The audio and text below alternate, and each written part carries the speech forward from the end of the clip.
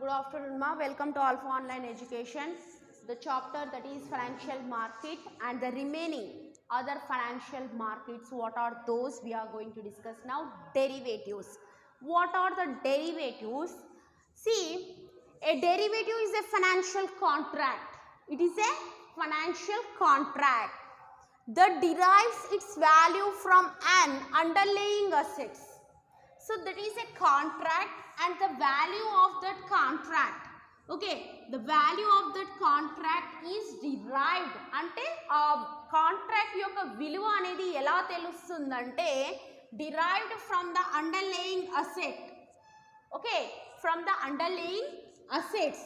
Underlying assets తోటి ఆ contract యొక్క financial contract value. What is a financial contract is there? That financial contract value is derived from the underlying assets. The assets include commodities. What are those assets? Those assets are commodities, stocks, bonds, interest rates, currencies. So these are the underlying assets. Underlying assets means these are under the contract. Under the contract. Okay, so commodities means gold, silver, these all are the commodities. Stock means shares, yes, and stock. Bonds, interest rates, currency we studied in the forex market. So derivatives, so these are the underlying assets of the derivatives. The buyer agree to purchase the asset. The buyer, who is the buyer? That buyer agrees to purchase the asset, on a specific date, ఒక particular date రోజు కొంటానని చెప్తుండు. at a specific price ఒక specific ప్రైస్కి ఒక specific డేట్కి buyer ఏం చెప్తుండు? He is want to purchase that asset. What is that asset means underlying asset. That asset may be a commodity, may be a stock or may be a bond, interest rate, currency, ఏదైనా కావచ్చు. That is ready to purchase. The buyer is ready to purchase that asset in the future date and at the future price. Okay, on a specific date or at a specific price. Specific date and specific price ki konalani oka agreement annattu. He agrees, buyer agree aitundu. Derivatives can be used for risk management. Risk ni manage cheyadaniki derivatives ni use చేస్తారు. మెయిన్గా investors who want to reduce the risk, they will prefer the derivatives ని prefer చేస్తారు. Hedging అంటారు. Risk management ఏమంటాం? Hedging system అంటాం. And for speculation అంటే betting లాంటిది. Okay, so ఎలాంటిది మేడం అంటే ఫ్యూచర్లో ఫర్ ఎగ్జాంపుల్ డెరివేటివ్స్ ఏంటంటే ఈరోజు ఫర్ ఎగ్జాంపుల్ 11th నవంబర్ ఉంది.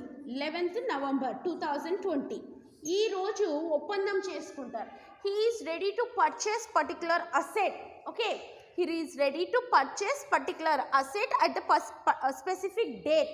Specific date means he is ready to purchase at something like 29th November. 29th November he want to purchase that asset. Okay, adi konalanuntundu.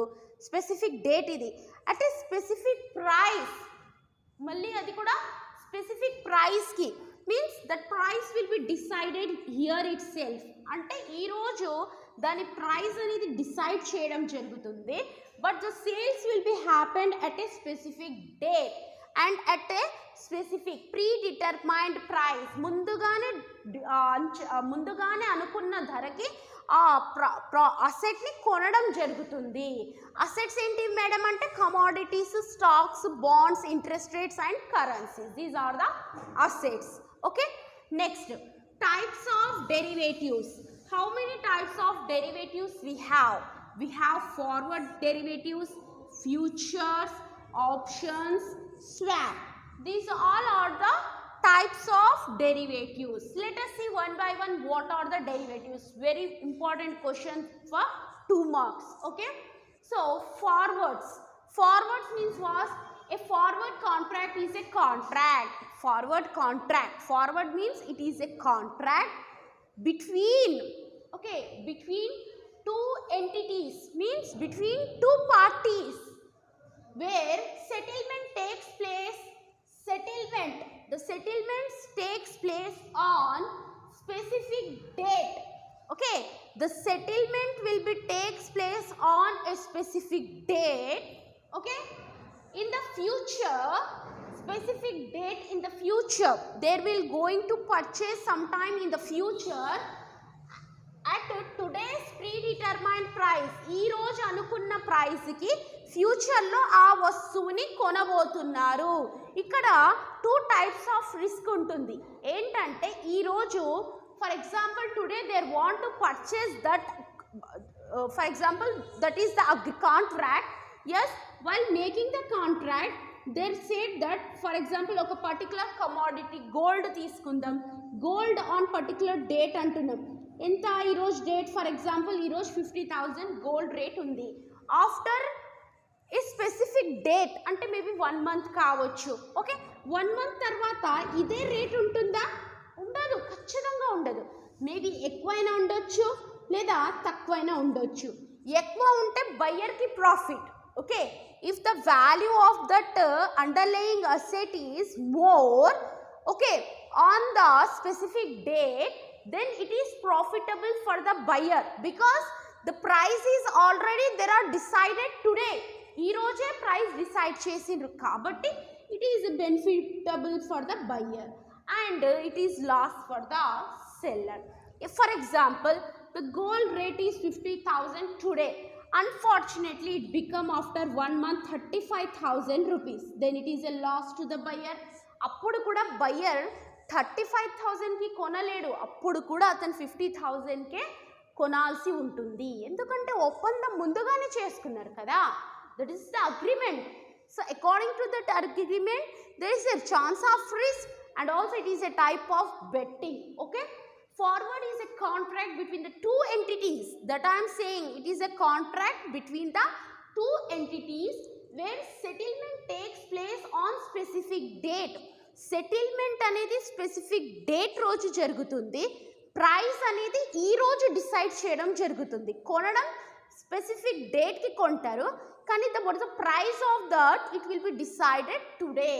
Okay, so forward contract is a over counter, అంటే డైరెక్ట్గా జరుగుతుంది. ఇది ఎక్కడ stock మార్కెట్లో జరగదు, మధ్యలో ఎవరు middle men's ఉండరు, ఎవరు ఉండరు, బయ్యర్ అండ్ సెల్లర్ ఇద్దరు మధ్యలో direct over the counter, OTC, directly it will be happened. మరి ఫ్యూచర్ కాంట్రాక్ట్కి ఫార్వర్డ్ కాంట్రాక్ట్కి చిన్న డిఫరెన్స్ ఉంటుంది. సేమ్ ఫార్వర్డ్లో ఎట్లా మనం ముందుగా ఈరోజు డేట్, ఈరోజు ప్రైస్ని డిసైడ్ చేసుకొని you are going to purchase that in some specific date, that is the similar in the future also, but the difference is that it is happened through the stock exchange. Stock market నుంచి అవుతుంది ఇది future contract అనేది. Okay, future contract is a special type of forward contract. It is also similar to forward contract, but the sense is that standardise exchange traded contract. Exchange trade అవుతుంది, means with the stock exchange. Stock exchange నుంచి జరుగుతుంది. ఇక్కడ stock exchange ఏముండదు, ఇద్దరు persons ఉంటారు. For example this 2 persons, వాళ్ళిద్దరి మధ్యలో జరుగుతుంది. No one is involving here. In the forward contract no one will be involve, only 2 parties will be participate. But in the future contract the same thing, there is a specific good, for example gold, they will decide to purchase on a specific date, oka particular date roju konalanuntaru with a specific price. Okay, ఆ price అనేది ముందుగానే pre decided or pre agreed price. Pre agreed అంటే ముందుగానే అనుకున్న ధర, pre agreed price, దానికే కొంటారు. But difference ఏంటిది మేడం ఈ రెండిటికంటే? ఇది డైరెక్ట్గా జరుగుతుంది బిట్వీన్ ద 2 parties. ఇక్కడ 2 parties ఉంటారు, but it is through the exchange market, means through the stock market తోటి జరుగుతుంది. That is the future. Okay, next options. ఆప్షన్స్లో the options are generally classified into two options. One is call option, another one is put option. One is call option, another one is put option. What is this madam అంటే ఇక్కడ కూడా చిన్న difference ఉంటుంది. చిన్న అంటే చిన్న minor difference ఉంటుంది. Call అర్థమైతే పుట్ ఈజీగా అపోజిట్ అన్నట్టు. కాల్ గివ్స్ ద బయ్యర్ ఎవరు ఉంటారో వాళ్ళకు కాల్ ఏమి ఇస్తుందంటే రైట్ ఇస్తుంది. It will give the right, బయర్కి రైట్ ఇస్తుంది. But not the obligation to buy. Obligation అంటే ఖచ్చితంగా నువ్వు కొనాలి. ఓకే, రైట్ ఇస్తుంది. ఏమని ఇస్తుంది? నువ్వు కొను. ఆ సెక్యూరిటీ ఏముంటుందో దాన్ని నువ్వు కొను. ఆ కమోడిటీ ఏముంటుందో దాన్ని నువ్వు కొను. అండర్లయింగ్ అసెట్ని నువ్వు కొను. You can purchase the underlying asset. Okay, you can purchase the underlying asset. You have that right, but it is not the obligation to buy. Obligation కాదు, ఖచ్చితంగా కొనాలని ఏం రూల్ లేదు. A given quantity of underlying asset. ఆ underlying అసెట్ని ఖచ్చితంగా ఎంత క్వాంటిటీలో ఇస్తున్నారో ఆ అండర్లయింగ్ అసెట్ని ఖచ్చితంగా కొనాలనేది మ్యాండేటరీ కాదు. Just it is a right. They're giving just a right, not an obligation. Obligation kaadadi. Okay, at a given price or before a given future date. At a given price. అప్పుడున్న ప్రైస్కి లేదా future డేట్లో decide చేసుకున్న price అంటే ఫ్యూచర్లో వచ్చే ప్రైస్కైనా కొను. అది నీ ఇష్టం, కానీ అది ఆబ్లిగేషన్, ఫోర్స్ ఏం లేదు. కొంటే కొను, లేకుంటే లేదు, అది నీ ఇష్టం. అయితే పుట్ ఆప్షన్ ఏంటంటే put gives the buyer the right. ఇక్కడ కూడా రైట్ ఇస్తుండు. Okay, but not the obligation to sale. నువ్వు జస్ట్ ఇక్కడ కొంటే కొను, లేకుంటే లేదు, అంతేగాని నువ్వు అమ్మలేవు. ఓకే, ఆ అండర్లేయింగ్ అసెట్ని నువ్వు అమ్మలేవు. You can't able to sale. Here you can sell. ఇక్కడ అమ్మొచ్చు. ఓకే, ఆబ్లిగేషన్ టు బై అనేది ఆప్షన్ అన్నట్టు. నువ్వు కొంటే కొను, లేకుంటే లేదు, కానీ నువ్వు అమ్ముకోవచ్చు. నీకు రైట్ ఉంది కదా దాని మీద, నువ్వు అమ్ముకోవచ్చు. కానీ ఇక్కడ నువ్వు అమ్మలేవు. You can't sell the given quantity of underlying asset at a given price. ఆ ప్రైస్కి లేదా ఫ్యూచర్ గివెన్ డేట్కి నువ్వు దాన్ని అమ్మలేవు. Okay, are you understanding? Call ఆప్షన్కి పుట్ ఆప్షన్కి డిఫరెన్స్ ఏంటంటే ఇక్కడ కూడా బయ్యర్కి రైట్ ఉంది, ఇక్కడ కూడా బయ్యర్కి రైట్ ఉంది. ఇక్కడ నో ఆబ్లిగేషన్ టు బై. ఖచ్చితంగా కొనాలనే ఆబ్లిగేషన్ ఏం లేదు. ఓకే, ఆ అండర్లయింగ్ అసెట్ని కొనే రైట్ ఉంది, కానీ నువ్వు ఖచ్చితంగా కొనాలని ఏం లేదు. నువ్వు ఒకవేళ అమ్మేసినా అమ్మేయచ్చు, ఏం కాదు.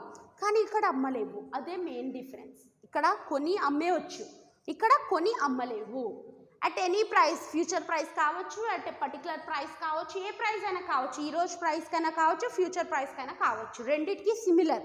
ఈరోజు ప్రైస్కైనా కొనండి, ఫ్యూచర్ ప్రైస్కైనా కొనండి. కానీ ఇక్కడ అమ్మలేరు, ఇక్కడ కొనాలని ఖచ్చితంగా ఆబ్లిగేషన్ అనేది లేదు. ఇక్కడ అమ్మడం అనేది ఖచ్చితంగా ఆబ్లిగేషన్ కాదు. That is the main difference between the call option and put option. Then after swap, private agreement between the two parties. ఇక్కడ ఏ స్టాక్ ఎక్స్చేంజ్కి పోరు వీళ్ళు. ఓకే, ఇది ప్రైవేట్ అగ్రిమెంట్, ఇద్దరు వ్యక్తుల మధ్యలో ఒక private agreement. It is used in case of loan తీసుకున్నప్పుడు జనరల్గా ఏర్పడుతుంది. ఏంటి మేడం ఇది జనరల్గా ఏర్పడేది అంటే, let me explain you this. What is what?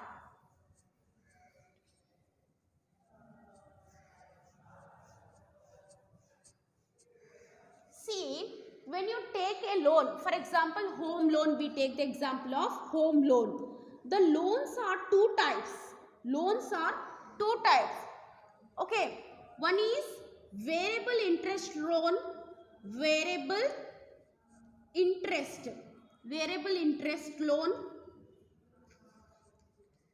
Next one is fixed interest loan.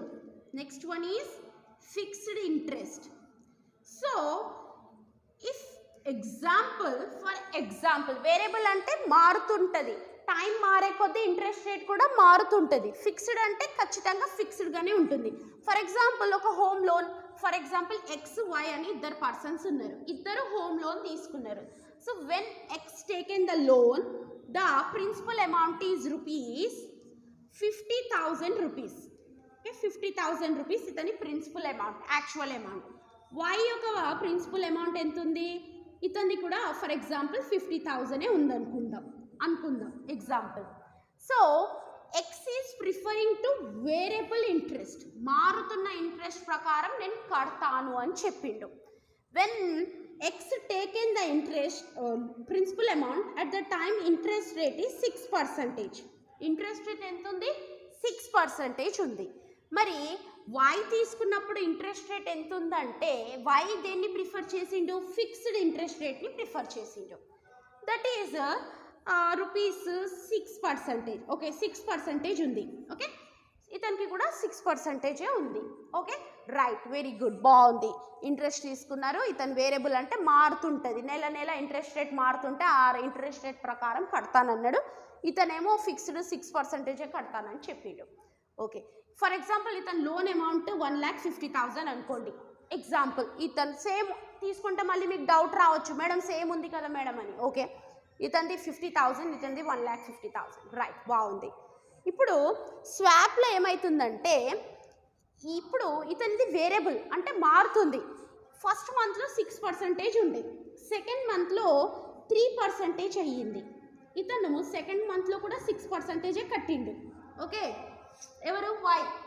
Third మంత్కి వచ్చేసరికి 12% అయిపోయింది. ఇక్కడ ఇతను 6% కట్టిండు. మళ్ళీ ఫోర్త్ మంత్కి వచ్చేసరికి 20%కి వెళ్ళిపోయింది. ఇతను మళ్ళీ 6% కడుతుండు. ఓకే, సో ఇక్కడ ఫ్లక్చువేషన్స్ అనేవి ఉన్నాయి, ఇక్కడ మాత్రం కాన్స్టెంట్గా ఉంది. అలాంటప్పుడు XY ఇద్దరు కలిసి ఏం చేస్తారంటే దేర్ విల్ ఎక్స్చేంజ్. ఏం ఎక్స్చేంజ్ చేసుకుంటారు మేడం అంటే ఇంట్రెస్ట్ రేట్ అనేది ఎక్స్చేంజ్ చేసుకుంటారు. ఇంట్రెస్ట్ రేట్స్ అనేవి ఎక్స్చేంజ్ చేసుకుంటారు. అంటే ఎట్లా మేడం అంటే ఎక్స్ దేని ప్రిఫర్ చేస్తుండో వేరియబుల్ ఇంట్రెస్ట్ని ప్రిఫర్ చేస్తుండు, వై దేని ప్రిఫర్ చేస్తుండో ఫిక్స్డ్ ఇంట్రెస్ట్ని ప్రిఫర్ చేస్తుండు. అయితే ఎక్స్ ఏమంటాడంటే ప్రిన్సిపల్ అమౌంట్ ఎవరిది వాళ్ళు కట్టాల్సిందే. ఇక్కడ స్వాప్లో ఏం జరుగుతుందంటే ఎక్స్ ఏమో ఫిక్స్డ్ ఇంట్రెస్ట్ తీసుకుంటాడు, వై ఏమో వేరియబుల్ ఇంట్రెస్ట్ తీసుకుంటాడు.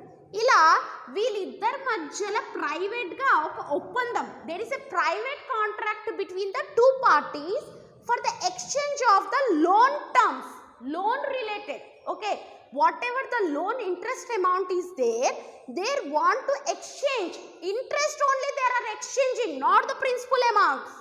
Principal amounts everdi valle kattali, but they are just exchanging the interest.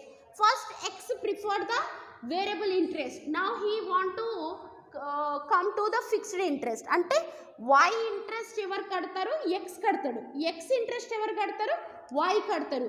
So these type of contract is a swap contract. Okay, so these all are the derivatives. You have to read these all derivatives, types of derivatives and derivatives. This is a very very important question for 2 marks. Okay, it will be asked for 2 marks. So don't waste the time, read in the home. Okay, thank you ma.